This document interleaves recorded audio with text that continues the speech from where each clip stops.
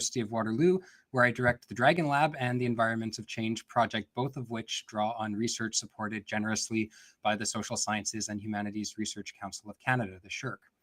Before we begin today, I just want to acknowledge that my universities and lab are located on the traditional territory of the Neutral, Anishinaabeg, and Haudenosaunee peoples. St. Jerome's University and the University of Waterloo are in fact situated on the Haldimand Tract, granted to the Six Nations, and that includes 6 miles on either side of the beautiful Grand River. Our active work toward reconciliation takes place across our campuses through research, learning, teaching, and community building. And it was in that spirit of community building that my team and I applied for and received a SSHRC Connection grant in 2020 to host what we thought was going to be a live full-day event. Because of the pandemic, we had to reconfigure things so that we now have ended up with the event which you have joined today. This is the first of 3 online dialogues that we have planned. All of them have a similar format. A historian of environment, somebody working on environmental sciences, and somebody who influences policy making, perhaps a journalist, politician, a social influencer, a member of the broader community that has a stake. We wanted to bring people together in dialogue, talking about a focused theme. To explain to you how the rest of today will go, it is now my great pleasure to hand the floor over to my friend and colleague, Dr. Andrew Moore, himself an accomplished environmental historian and the project coordinator for Disciplines in Dialogue. Andrew.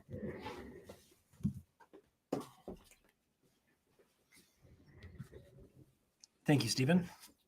Welcome, everyone. Thank you for being here today. We are looking forward to a stimulating discussion. We have 3 speakers today who will each speak for about 10 minutes, and I will introduce each speaker before they begin. We want this event to be interactive, so please feel free to ask questions in the chat at any time. In our lab here, we have a team of graduate students led by our talented communications coordinator, Erin Kurian, who are monitoring and taking notes. After the 3rd speaker is finished, then I will read some of the questions that you have asked. Without further ado, I introduce our first speaker, Dr. Sam White, who earned his MA in Middle East Studies and Modern History from the University of St. Andrews in 2002, and his PhD in History from Columbia University in 2008. He was Assistant Professor of Environmental History at Oberlin College for 5 years, before joining the History Department at Ohio State University in 2013. Professor White has taught in many areas of environmental history, including both global and American surveys, as well as big history and courses on food, animals, and climate. His research focuses on how we can use both natural and human records to reconstruct past climate variability and extreme weather, and how societies coped with them. Sam?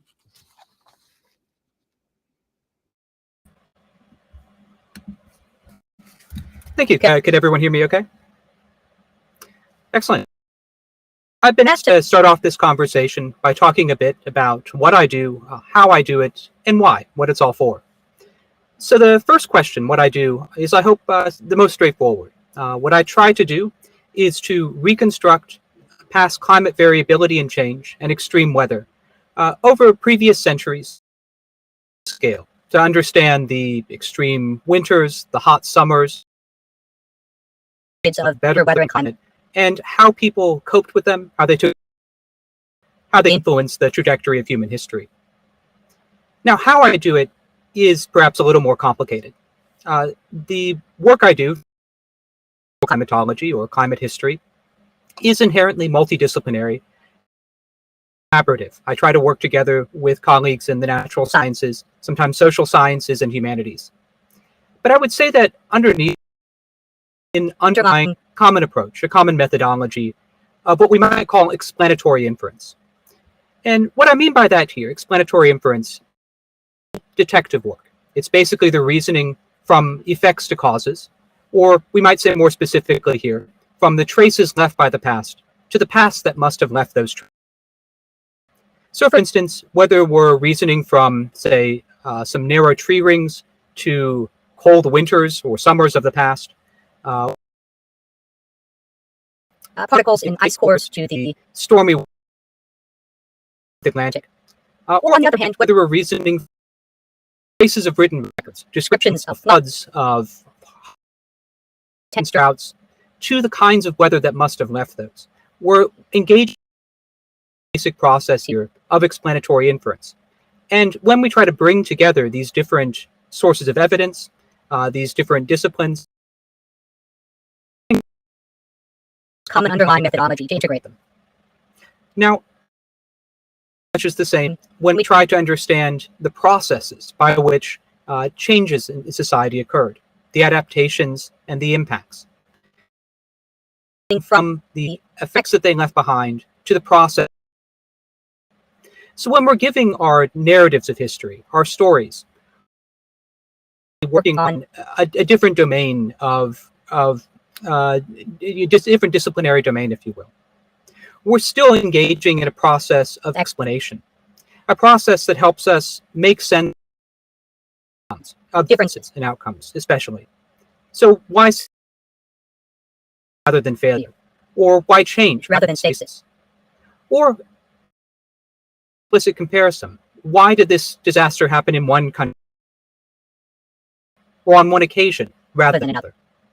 Now, this may differ somewhat from the kinds of explanations that we might use in the natural sciences often, or sometimes the social sciences.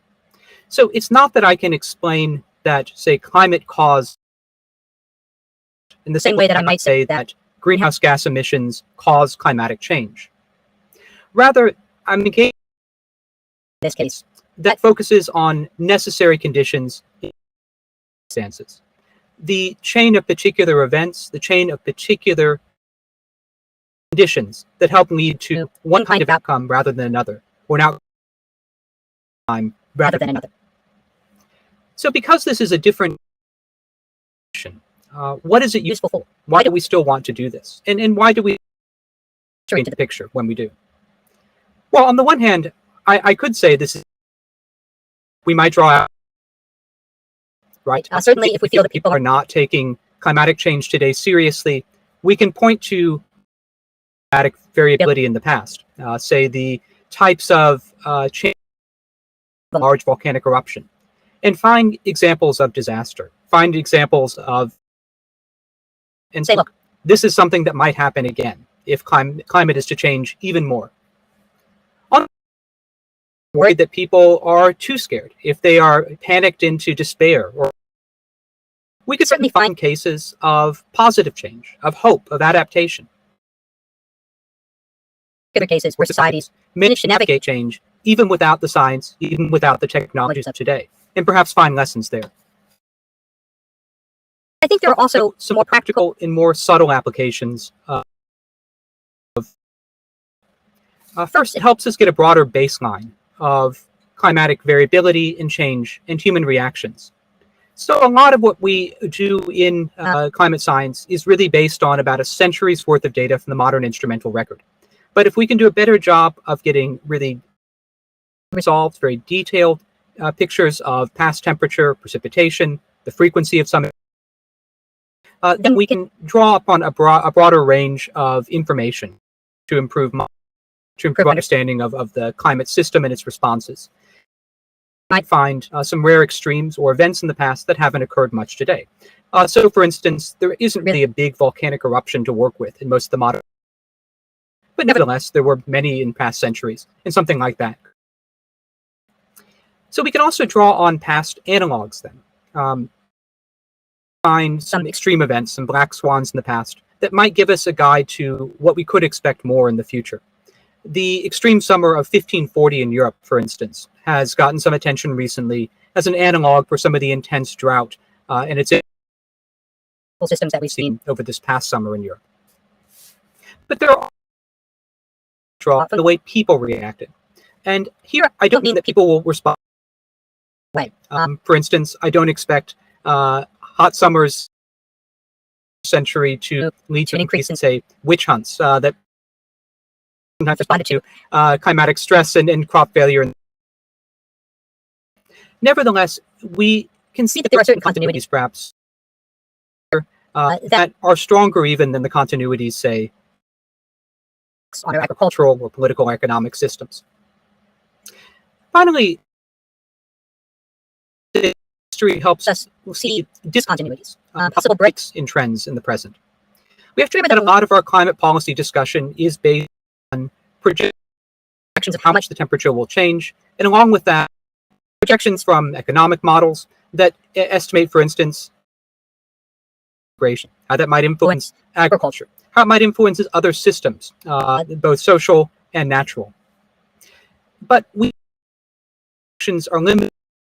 The assumption that the systems will remain the same. take into account the ways that people might react. So sometimes drawing upon history might continuities may lie, where systems might break or transform, how people might react to some of these increasing changes. So in a way that might be hard to measure, but I think is significant, looking at more history, both history in general and perhaps particularly history related to past climatic change, is a way of building some Even wisdom. And I think with a little more of those, we stand a better chance than we may Really be in trouble. So Proud of it.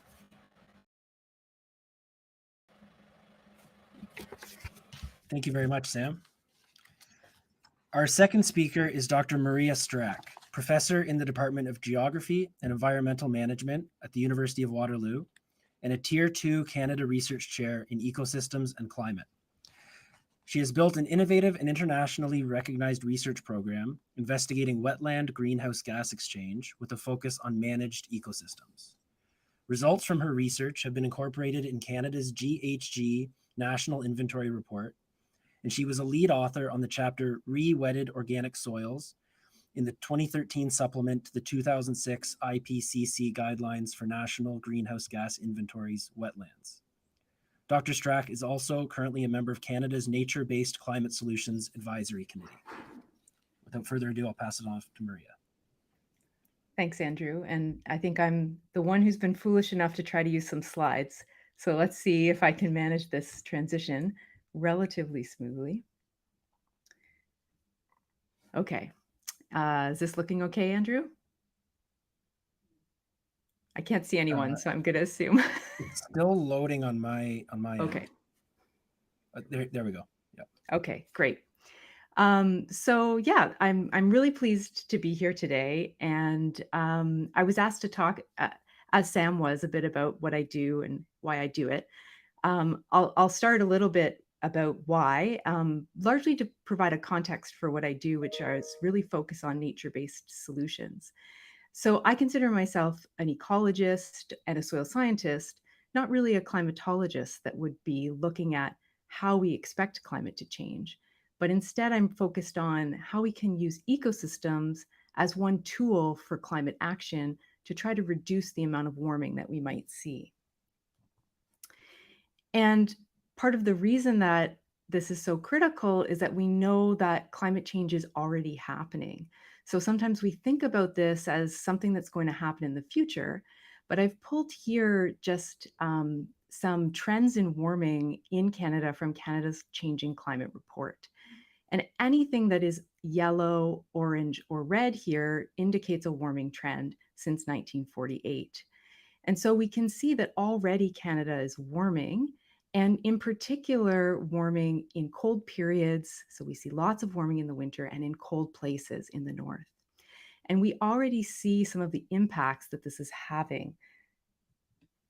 And so, like many other countries, Canada has ambitions, largely due to our goals in the Paris Agreement to reduce our greenhouse gas emissions. So just to give you an idea of what our greenhouse gas emissions are, I pulled these from the National Inventory Report, which Canada produces every year as a party to the United Nations Framework Convention on Climate Change. And here this shows Canada's greenhouse gas emissions since 1990 in million tons of carbon dioxide equivalents. And so you can see that, into about the year 2000, there was an increasing trend, and now we've sort of bounced around between about 700 and 750 megatons. And we see a sharp drop in 2020, which we know is related to the COVID-19 pandemic. And that's the last reporting year we have so far.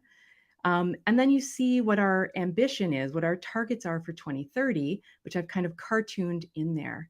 And you can see it is quite ambitious. It kind of goes actually right off the scale of this graph that we want to reduce emissions to 443 megatons of CO2 equivalents.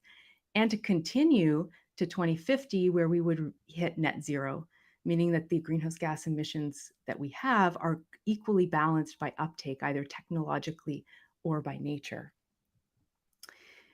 And so, we could start to think, is this possible? And an independent group, the Canadian Climate Institute, put together a report that investigated pathways Canada could take to this net zero target in 2050. And yes, it is possible. There's lots of different technologies there that we can use. And this is just a cartoon from that report of those different technologies. How big they are suggests how many greenhouse gas emissions they could help us to reduce. And I just put this up here because one of the biggest bubbles here that sort of has some certainty but would require certain policies in place to apply them is land use. And it's playing a pretty important role both in 2030 pathways to reduce emissions and in 2050 to hit that net zero. And this is what I'm really interested in. How do we better manage the landscape to either reduce greenhouse gas emissions or even act as carbon sinks, pulling carbon out of the atmosphere? And the ecosystems that I study are what's called peatlands. And I put this up just, and this is one of the reasons I chose to use slides, is I just love to show people pictures of peatlands. I think they're so beautiful. And to give you a sense of what they look like on the landscape. And so this is a beautiful peatland from Alberta. And so peatlands are just wetland ecosystems. That means they're wet for part or all of the year. You can see some standing water on the left side of this image. And so they have plants that are adapted to those wet conditions. And those wet conditions mean that decomposition of organic material happens very slowly. So when the plants in these peatlands die, their litter falls into the soil and decomposes very slowly. And so it accumulates over time. So in Canada, most of our peatlands have been accumulating this organic material since the last glaciation. So for about 8 to 12,000 years. And this means we now have these deep, thick deposits of organic material, which is effectively 50% carbon, that cover much of the Canadian landscape. Now, peatlands are getting a lot of attention globally because they represent really globally significant carbon stores that we want to keep in the ground when we think about reducing warming in the future. And this is particularly important for Canada because we have a quarter of all the global peatland carbon stock. You can see really dense deposits in the map there in the James Bay, Hudson Bay lowlands and across the Western Boreal. This is equivalent to about 150 to 160 billion tons of carbon. If this was emitted to the atmosphere, it would be equivalent of 900 years of our current greenhouse gas emissions. So clearly we don't want that to happen. We want to keep this carbon in the ground. And this is really where my research comes in. We want to think about what are our climate-friendly management options and how much can they actually help us reduce greenhouse gas emissions. So we know that natural peatlands are what we call a carbon sink. They're taking carbon out of the atmosphere and storing it and actually leading to a little bit of climate cooling.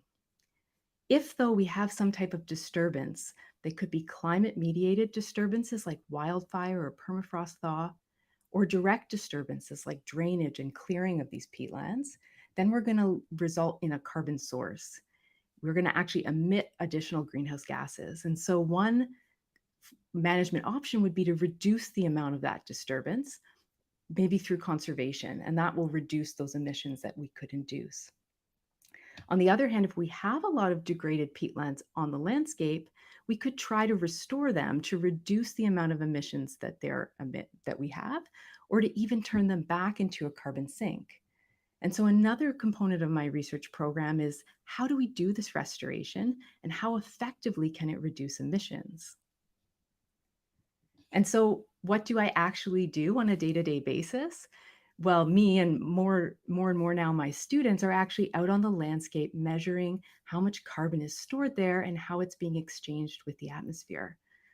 A lot of times this is in natural systems, but also in those that have been disturbed and restored. Sometimes we measure carbon exchange, like in this photo on the left with chambers, but also with what's called towers that measure at an ecosystem scale.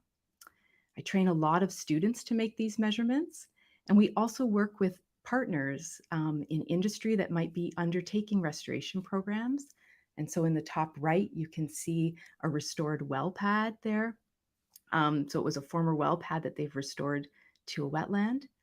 And sometimes we take on our own restoration projects to test different techniques so that we can see what works well. And so you can see me there holding a bunch of little seedlings that we're about to plant. And then we can really sort of see the fruits of our labors. Here I am holding that new peat that's accumulated after 20 years of restoration at one of those sites. But more importantly than just understanding these processes, we really want them to be put into action. So another big part of my job is actually testing things in the greenhouse and in the lab so we can inform partners which plants should you use, what conditions do you need to get the best carbon uptake. And then most importantly is actually communicating that with partners in industry, in government, in practitioners who can actually apply these techniques on the ground and change policy so that we can actually enhance the amount of peatlands that are conserved and restored.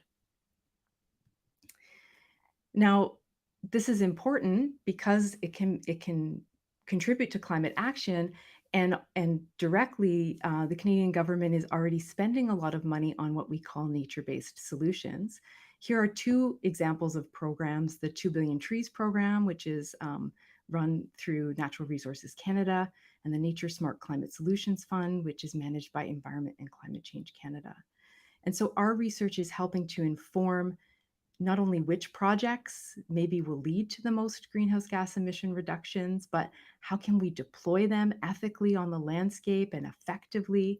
And then how many greenhouse gas emissions reductions will we actually achieve? And so I think that's one reason that I do my work and why it's important.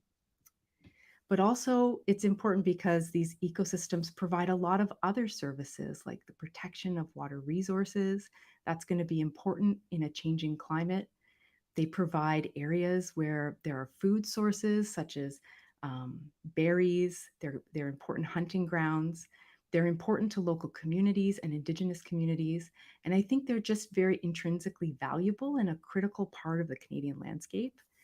And I feel really lucky to be also able to contribute to actions where we can restore these ecosystems once degraded back into beautiful functioning parts of the landscape. And I look forward to more discussions. Oh, I have to stop sharing. Thank you very much, Maria. That was great. And I will just remind our audience on YouTube that feel free to ask questions throughout. We're tallying them up and collating them, and we'll ask them. Sorry, yeah, in the chat, in the YouTube chat, and we'll collate them and ask them after Mike goes now.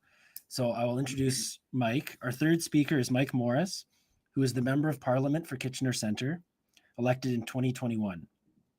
Whether working with different levels of government or not-for-profit organizations, Mike has spent his career bringing people together with a proven record of introducing ambitious ideas, along with finding the funds to pay for them. He is the founder of Sustainable Waterloo Region, co-creator of ClimateActionWR Waterloo Region, and he piloted Canada's first green economy hub. This later led to Green Economy Canada and 8 green economy hubs across the country, which have enabled hundreds of organizations to both lower their carbon footprint and increase their profitability. Mike, take it away. Thanks so much, Dr. Moore. And lovely to follow up Dr. Strack and Sam as well. This event, I guess, is 2 years in the making. So it's particularly exciting to be with you all this afternoon. I recognize I'm the last speaker before we move into the actual dialogue part of this event. And so I'll be brief so we can move into, I think, the really exciting part of this. But I do think it's pretty special to bring together a mix of policymaker, scientist, and historian. I've never really thought much about the summer of 1540, for example, Sam. So there's a certain perspective. Dr. Strack, I had no idea the carbon sink, the substantial carbon sink of peatlands across the country, for example. And so I hope to bring, I guess, another perspective here, as well as my thanks to St. Jerome's University and Dragon Lab for making conversations like this happen and for sticking with it through the pandemic and all the rest to say, yes, this conversation will still happen. And to you all for joining us this afternoon. The first question about why I'm doing this, I guess I'll give you the short answer and then the longer answer. The short answer, I think about when I was knocking on doors last summer. And for me, as someone who's elected, actually listening to the priorities of my neighbors is core to what I think our democracy is supposed to be about. But there's some tough moments. I remember one afternoon in particular, it's pouring rain. And I've got this piece of paper as I'm walking from door to door that I try to keep track of what people are saying. And this particular instance, I remember it was my 5th door in a row where nobody was home. So I'm just knocking, rain's pouring down, leaving a little note saying, sorry, I missed you, and a card on the person's door. Get to the 5th door. It's pouring so much that I can't even write on my sheet that the person wasn't home. So I remember like walking to the sidewalk, thinking to myself, why am I doing this? And the simple answer for me is that nothing else makes any sense to me in the midst of the climate crisis, that this is deeply existential. In a way, I guess, what's the point of anything if we don't have a safe climate future for my nieces and nephew, maybe your kids or grandkids? Nothing else really makes sense. I guess the longer answer I can share with you, 15 years ago, I was a student at Wilfrid Laurier University. Don't hold that against me. University down the road. And I was studying business and computer electronics and following along these climate conferences that were happening. And as you saw, I love that Dr. Strack showed that graph. What was on that graph is the first climate conference was in Rio in 1992. And the tragic irony is that emissions have actually not only gone up in the time since, but we've emitted more carbon in the atmosphere in the, what is it now, 30 years or so since the first climate conference than in the entire industrial revolution before.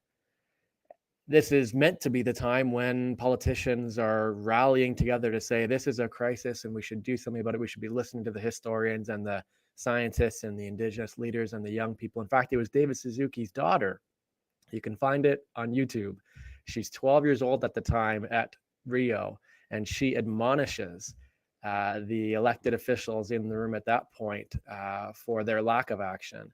And that was back in 92. And as that graph from Dr. Strack shows, we've actually only gotten worse since, with the big asterisks of the pandemic. Was the first time we saw emissions go down since 2010 in Canada. And for those of you that might say, oh, Canada's not a big emitter, in fact, Canada is one of, if not the largest, it's largest in the G7 per capita emissions, and also is amongst these wealthy nations that has kind of built our economy on the same fossil fuels that we then go to these climate conferences and wonder why countries like India and China aren't willing to go further. We can talk about more of that in the dialogue part if y'all would like. For my part, this was all hitting me in university, and I thought to myself, I can't get to one of those climate conferences, but I can affect change in my community. And as you heard from Dr. Moore earlier, I ended up starting a small nonprofit in our community called Sustainable Waterloo Region. We thought to ourselves, well, why not try to get organizations across our community to, they stand to benefit from reducing their emissions. Why not support them in setting targets and following through? We'll give them access to tools and software. We'll have them learn from each other. We'll recognize those that do really well.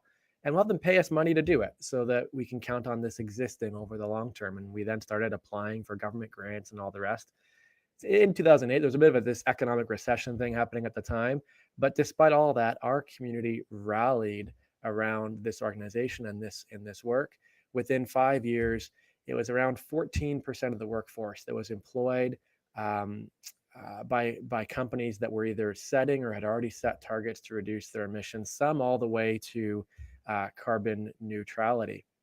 And so we started to see, tens of thousands of emissions committed or reduced in our community, and other communities across the country began to want to take on the model. This is, you heard Green Economy Canada mentioned earlier, where we started this national association to work with other communities, whether it's Sudbury or Fredericton, to help them take what we did in Waterloo Region and try to bring about this similar change in their community. all this helps explain why I'm doing what I'm doing now, because after 10 years of that, we made a difference. You can go on the green economy, you go to greeneconomy.ca, you'll see the hundreds of businesses and organizations across the country who are both setting targets and reducing emissions. But the other reality is, similar to, when someone says, oh, if we just, turn off the lights over Earth Hour, it'll all be okay. And the fact is that that's just not true. That the climate crisis is at a point where individual actions will not and cannot be sufficient on their own. The good news is we don't need some new magical technological fix. What we actually need is enough elected people who will listen to the reality of the science and act appropriately. That's why I decided to run. In fact, the year I decided to run was in 2018. Two major events happened that year that really pushed me toward. I'd never thought I would do this, for the record. I still work. I was joking with Dr. Moore earlier. He shared, really appreciate you being here as an elected representative. I said, thanks. You didn't call me a politician. Thanks for that. That's a word I'm still kind of grappling with. But the two events in that year, one is the federal government bought a pipeline. And this was meant to be a governing party that claimed to be a climate leader. And in my view, climate leaders don't build or buy pipelines. They invest in a just transition for workers that is serious about moving towards a safe climate future. The other reality, what happened that year, is you heard the IPCC. This is internationally renowned climate scientists, came out with their report, their most recent at the time. That made clear that if we don't cut emissions in half by 2030, there's no going back. I think Dr. Strack was kind in her remarks, not to get too much into the feedback loops that are the reality as the permafrost melts. There is tipping points that we are on the verge of, and we should be listening to scientists and Indigenous leaders that have been telling us that for some time. And so for me, that was the point where I said, this is important work we're doing, and others continue to do the work that I had been involved in before. But for myself, I felt I wanted to apply my energy towards the policies we need to move towards a safe climate future. So fast forward to the present day, it was about 3 years from that decision to being elected as Ontario's first Green MP. And as a Green, yes, you're not surprised. I'm going to be pretty honest about the climate crisis. But also, what's really important to me is being able to actually speak most importantly to the interests of our community, as opposed to some talking points from a political party. I think part of the challenges we're facing is we're so stuck in all of this partisanship that really erodes the quality of our conversations. Partly why conversations like this one are so important. You get to hear from experts in their fields about the reality of what we're facing. As a Green, I hope to bring that forward. And it was really encouraging to me when I knocked on actually over both elections, every single door in our community. There's 45,000 front doors in Kitchener Centre. I've been to every single one, some of them twice. And what I was really encouraged by is the number of people. I would ask them and I was out last night too, so it's not like we've stopped, but we asked the question we should be asking in a democracy is, what's important to you? As someone looking to represent you well, what do you want me to know? And I was really encouraged. Yes, we hear about the housing crisis. And yes, on mental health. Across our community, doesn't matter what neighborhood or what demographic. Yes, we had young people knocking on doors with us. I remember being at a retirement home and we would go in a circle. No one there under the age of probably 75. And they might not have said safe climate future. Someone might have said, I want to have a good environment for my grandkids. But the number of people in our community who would say to me that the environment or the climate crisis is what they want to see their elected representatives taking more action on. So I guess I'll close by sharing, well, why aren't we seeing more? If that's true, why aren't we seeing more elected leaders across all levels of government actually following the science? A piece of good news is that locally, we've got a pretty strong plan. You heard ClimateActionWR mentioned earlier. Sustainable Waterloo Region worked with a group called Reap Green Solutions and the region to get climate action started. It was our community's first climate plan back in 2011. Fast forward to present day, you could look up Transform WR, and you'll see that this is a local climate plan that aspires towards getting close to the science on the climate crisis. The big asterisk is for our local municipalities to get close to that target, they need federal and provincial action. Yet if you look back at even just the most recent budget, look up the number one item in the climate, it's called the Emissions Reduction Plan, the ERP. The number one item is a new subsidy for carbon capture and storage. The idea that we're going to take carbon out of the atmosphere and just pump it underground, it's all going to be okay. If you've seen the movie Don't Look Up, you'll have a pretty clear metaphor between some of what's in that film and carbon capture and storage. In fact, 32 out of 40 places carbon capture and storage has been tried around the world, emissions have actually gone up. And yet we're giving, I think it's 8.6 billion in a tax credit to oil and gas companies, the very sector that is most responsible for emissions across the country, this new tax credit. And so why is that the case? Well, I think one of the things we need to be honest about is the need to think longer term. Unfortunately, our political elected cycles are only 4 years. And so we have a lot of elected leaders who are looking to appease and satisfy their constituents 4 years out, when the reality is that we need to be thinking longer term. And we need more courageous elected officials who are willing to say, this is about workers' benefit over the coming decades, not just the next 4 years. The second thing, I think I've gone a bit over, so I'll close with this, is the importance of proportional representation. That 86% of Canadians believe we should be doing more on climate. Those voices aren't heard because we have a way of electing people called first past the post that offers, as an example, in this provincial election we just had, 18% of people voted for what is now the governing party, yet that party gets 100% of the votes, 100% of the power, excuse me. And so for those of us that care about climate, I'd encourage to continue to advocate for proportional representation where every single vote counts, where someone who cares about climate can directly have their voices heard for a party, any party that is willing to be honest about the science on climate. And a group called Fair Vote Canada is actively working to move us towards what many other European countries have already done, and that's move towards PR. So I'll close there. Excited for the rest of the conversation. Thank you again. Thank you very much, Mike, and to everyone. We'll open it up to some questions now. I'll just get the ball rolling. Since this event is really focused on communication and how we can discuss important topics across different disciplines, I wonder, what is the most common misconception about your field or about the topic in general, and how can we combat these misconceptions and communicate more effectively? And basically, just open up to anyone, I think, at this point. I'll jump in just because actually most people don't really know much about peatlands. That we have so many of them in Canada, for one. I know when I was doing my PhD research, I would meet people and they'd say, oh, you must be working in Scotland or Ireland or somewhere. And really, we have a massive amount of the number of peatlands here in Canada. And I think, conserving them is not going to solve the climate crisis. I mean, we need rapid decarbonization of our economy, but we need to think about them because especially when we start to think about a clean energy transition, in Canada, we see lots of opportunities, for example, for providing minerals for batteries for electric vehicles, but most of those minerals lie underneath peat deposits that store a bunch of carbon. So we need to at least have them kind of enter the conversation so that we're making holistic decisions moving forward and not kind of repeating the mistakes we've made in the past. When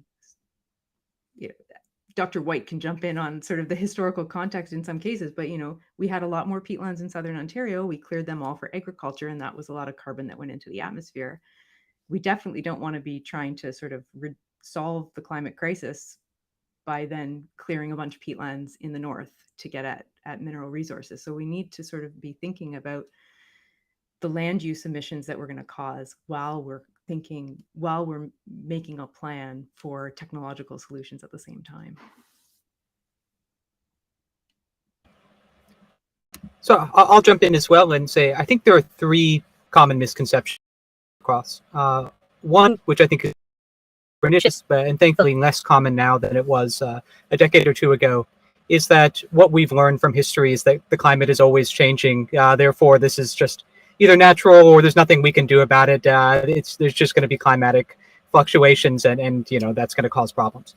I think what we have really learned is exactly the opposite. Most variations that I look at are either relatively short-lived or very small.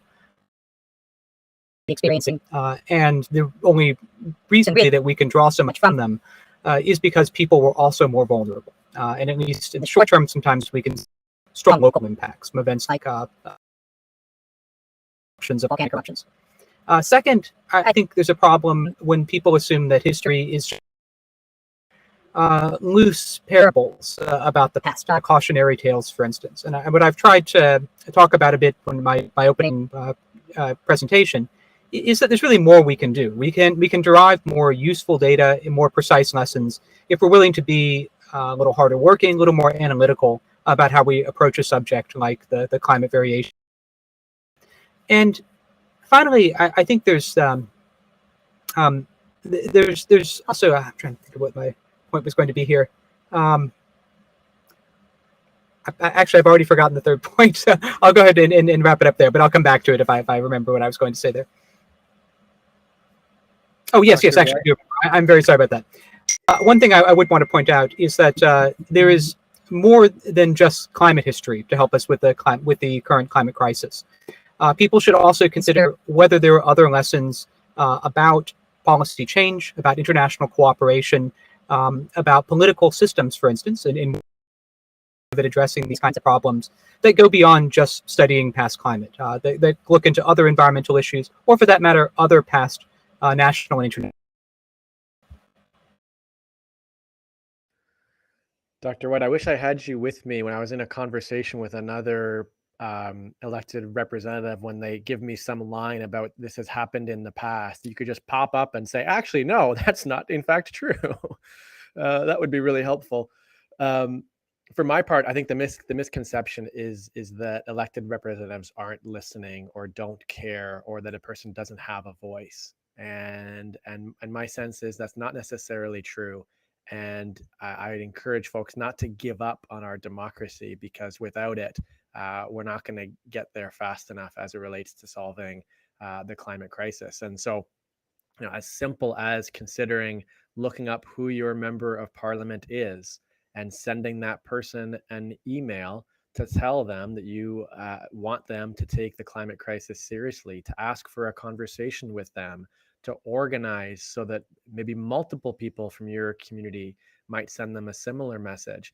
That's our democracy at work. And I think if more people believed in it and engaged in it, we could put meaningful pressure on representatives at all levels to be serious. And those who are curious, your MP's email address is their first name, a period, their last name, the @ symbol, parl.gc.ca. So following this conversation, feel free to send that person a note and let them know how you feel, because they should be listening to you, and many of them are.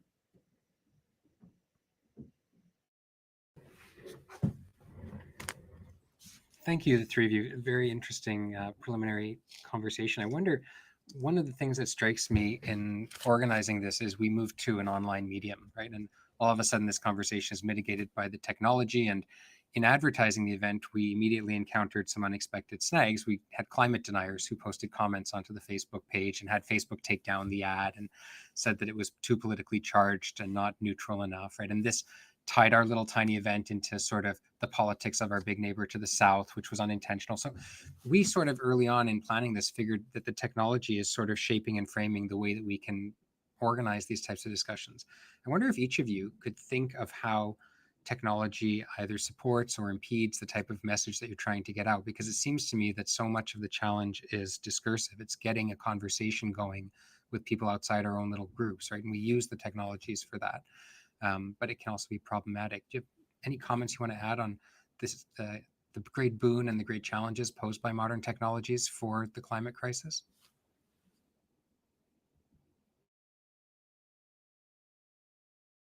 Mike, I saw you take a breath. Do you want to start off? Well, or I'm you- happy to. I just want to give space to our two other experts here. I guess what I see, the reality is the best conversations I have are in someone's backyard with 6 to 12 people who are willing to and interested in sharing with me as their MP how they really feel. And particularly when we might not all agree. In fact, 2 nights ago, we had one, and someone said, yeah, I'm a card carrying liberal, and I actually voted conservative in the last election. I said, oh, great. Let's talk about what you actually care about. That we seem to be losing the ability to have respectful conversations amongst people who have different points of view.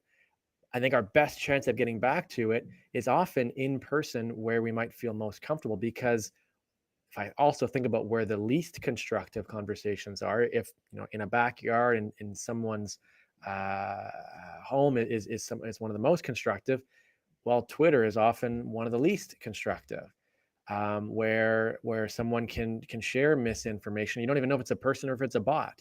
And then the added reality where it's even worse for Black, Indigenous, racialized women.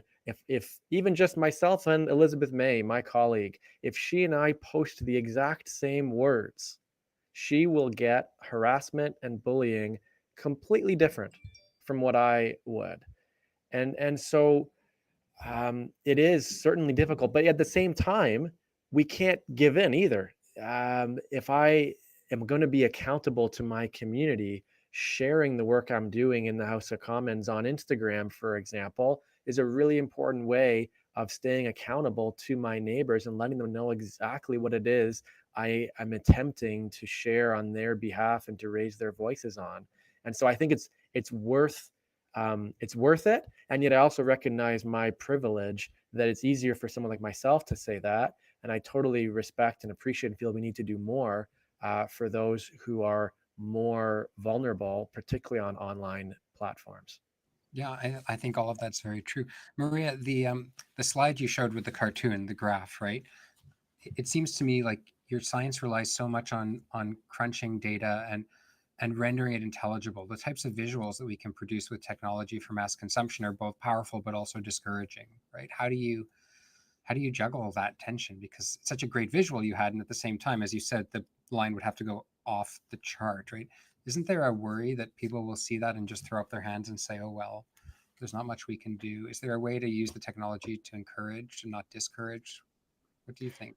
Yeah, I think definitely. I mean, that's why I tried to follow it with, there are, like as Mike said, there we do have the technologies we need to hit those targets. We need the political will to actually put them together and push them forward. I mean, that's part of the reason that I used technology today was to show the beauty of nature, and I think that that's something that we forget about sometimes, especially as so many of us are in sort of an urban lifestyle. um, there's just a lot of beautiful things out there. I mean, even in our urban landscapes, right? I'm super excited to start a project soon on urban wetlands and what they might be providing us and how we can manage them better as well. And just to Mike's point, I mean, I think for sure, that in-person relationship building is so critical, but technology has sort of allowed us as well to, from the work that I do, I've been working on an international assessment of peatlands and sort of where they are so that we can start talking about managing them better globally. And that has been made possible by sort of all this advancing technology and sort of comfortable with these virtual meetings. A lot of that has had to happen virtually, but has been able to happen virtually. Sure, in-person meetings would have been even better, but on one way, we've saved ourselves a lot of travel and a lot of greenhouse gas emissions by being able to do it that way, and still been able to engage in really important conversations with colleagues we might have never had a chance to meet otherwise. So there's, I think, pros and cons to the technology for sure. It's remarkable, right? The power to divide and also bring together in equal proportions almost. Sam, I mean, you're an educator, you teach undergraduates, you do this type of public outreach. And I know as a fellow environmental historian, the importance of technology because your work is so interdisciplinary. Can you say a few words maybe for people who don't know all the background work that goes into collating the data and bringing in evidence from so many different disciplines, the role that technology has had on your ability to communicate a message to a wider audience? Sure. So I'm in a similar position where, on the one hand, we really rely on technology, on latest information. We have to draw on large databases of information, most of it scanned or digitized that can be shared electronically. We have to coordinate among multiple authors electronically. Some of the recent work I've done has also been in collaboration with climate modeling. We can test for specific conditions and effects related to volcanic eruption centuries ago. So it can be work that's very technologically demanding. On the other hand, when I write much of the history I do, I'm also relying on to set that aside for a moment, to look past the noise and the screens, to sit down with an actual paper book sometimes, or at least an e-reader, and try to work their way through a book or a chapter. And that can be a big ask in an age when things move so quickly, when we're used to the flashing images across the screen. So the difficulty of trying to engage with people. Yeah, thank you very much, all of you. Andrew, I think, has a few questions that have come in online. Andrew.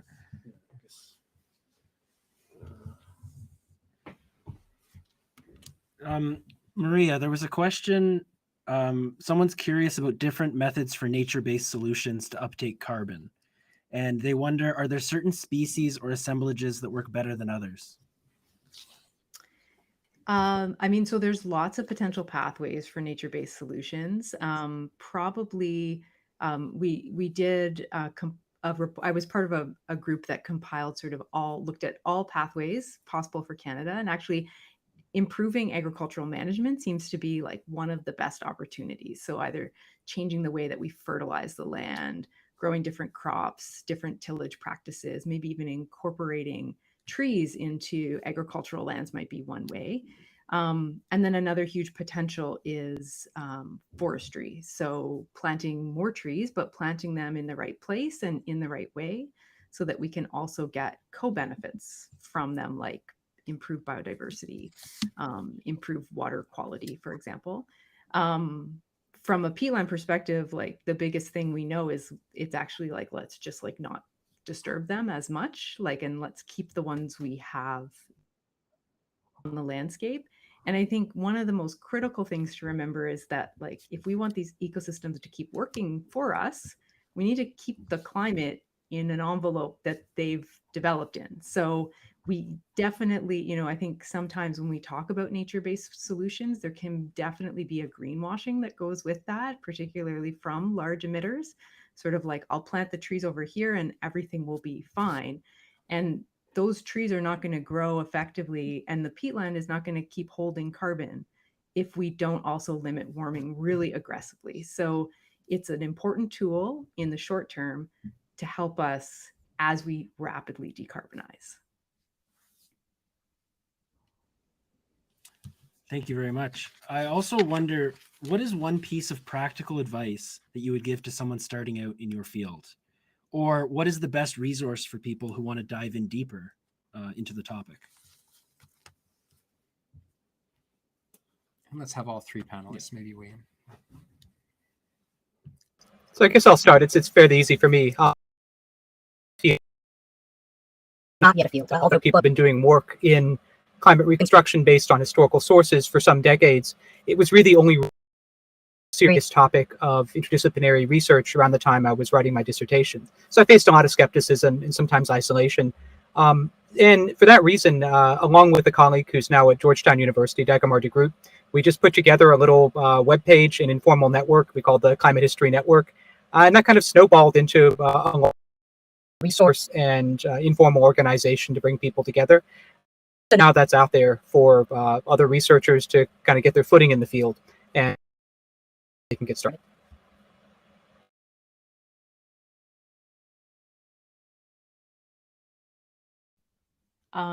Yeah, your question, Andrew, advice and where can you dig deeper? It's a pretty big question, but I mean, I think as you can see from this conversation today, there are many aspects to understanding the climate crisis and to tackling it. So if this is something that you're passionate about, I think about, what is your passion there? And there's so many different fields that you could advance, from technology, from policy, from history, from science. We're going to need sort of all hands on deck. So I always think that, to make the biggest difference, you want to do something that you love and enjoy. And so if you're worried about the climate crisis, I think there's lots of different places that, sort of follow your passion, and that's probably where you can make the biggest impact. In terms of like, where can you dig deeper? I guess I'll just say that, like, as academics, sometimes we seem like we're sort of sitting over here in the ivory tower. Well, we love to talk to people. We love to talk about what we do. And so I would encourage you, if you see a title of a paper that's interesting to you that you can't access, if you see someone's research that you think is interesting, like, send them an email, ask them for that paper. We're happy to send those resources your way. And that's the kind of thing we love to do.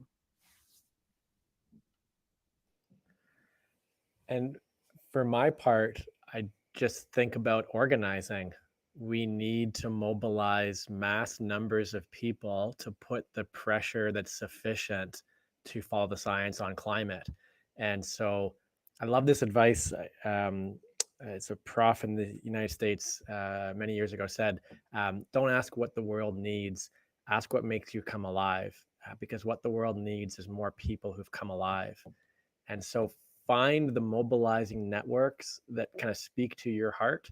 Groups like Our Time for Young People, 350.org, groups like Green Pack, all of which are nonpartisan, not necessarily political, but very much focused on mobilizing the numbers of people we need. Fridays for the Future and climate strikes. All of these will help to put pressure on policymakers, and I encourage you to connect with a group like that.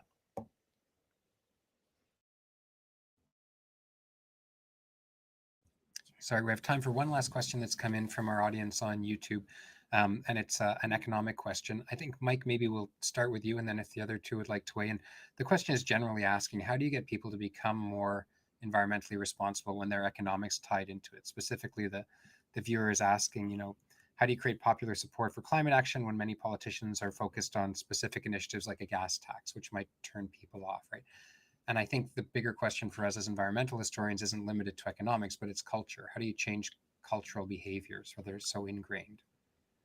Well, yeah, this goes back to the importance of policy. We need to demand our elected representatives provide the incentives appropriate to make it cheaper, faster, and more convenient to choose the lower impact option. In this country, for example, we've chosen not to invest in rail.